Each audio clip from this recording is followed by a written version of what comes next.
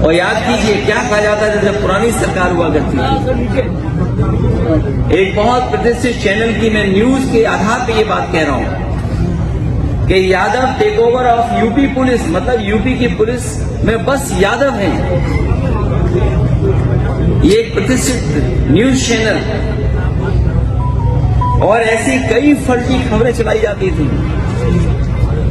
केवल एक नहीं खबर चलती थी, बहुत सी खबरें चलती थी। लेकिन आज जो आंकड़े हैं 2025 के, वो खबरें कहीं नहीं चल रही। आगरा में 48 थाने हैं, बताओ पीडीए कितने हैं इन थानों में।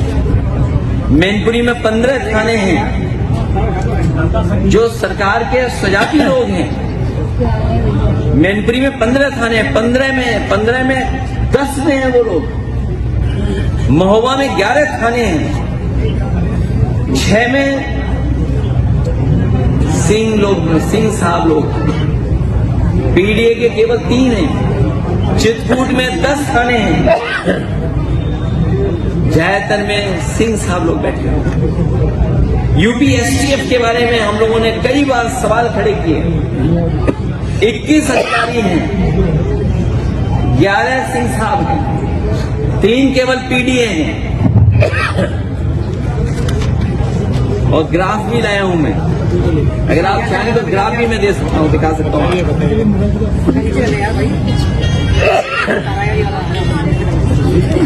अगर आप चाहोगे तो मैं ग्राफ भी दिखा सकता हूं। मैं जानता हूं कई चैनल अपने आप ग्राफ को कवर कर रहे हैं। ये ग्राफ है, ये ग्राफ दोबारा दिखाइए। ये है, ये तो मैं केवल 4 जगह का बता रहा हूं मैं आपको। केवल 4 जगह की बात कर रहा हूं मैं केवल। एसटीएफ का देख लीजिए,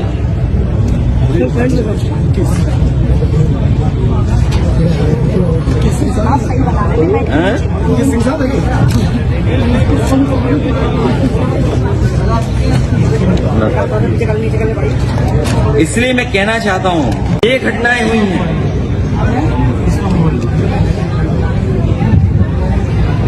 ये सब इसलिए हो रहा है क्योंकि आज सामंतवादी और प्रभुत्ववादी, उनको पता है कि उनकी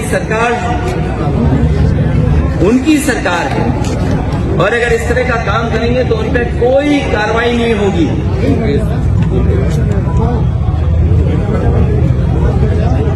इसीलिए निषाद समाज की वीरांगना फूलन देवी को मारने वाला और किस तरह बोलने वाले लोग वहां शामिल हो, किस तरह ब्रॉडकास्ट किया जा रहा है आज किस में। आज जब मैं अपनी पार्टी के दरेज सांसद आली सुमन जी के साथ खड़ा हूं तो याद होगा मुझे गोली मारने की धमकी मिल रही है। जैसे फूलन देवी जी को मारा जैसे वैसे तुम्हें मारेंगे।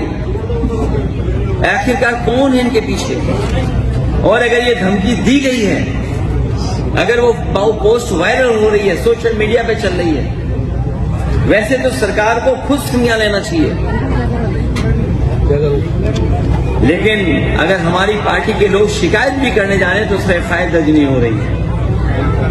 बीजेपी के लोग कुछ भी लिख सकते हैं, उन पे एफआईआर नहीं होगी, कड़ी कार्रवाई नहीं होगी। और अगर एफआईआर हो भी जाएगी तो कार्रवाई नहीं होगी। करीबन 25-30 एफआईआर तो हम दिखा चुके हैं। इस सरकार में जाति कैसे काम कर रही है उसे देखिए। सम्राट अशोक, जिन्हें कुशवाहा मौर्य समाज अपना भगवान मानता है, उनकी जयंती पर सौहार्दपूर्ण आयोजन, एक व्यक्ति ने तलवार से केक काट दिया, उस पर कार्रवाई हो गई, पर पुलिस ड्रोन की निगरानी में तलवार लहराती योगी सेना के लोगों को पूरे सम्मान के साथ कोई कार्रवाई नहीं हुई हो। अगर कहीं कोई कार्रवाई हुई हो तो बताइए आप। जो कथित शक्ति प्रदर्शन आगरा में हुआ था वो दिल्ली वाले लखनऊ वालों के बीच के सत्ता संघर्ष से हुआ।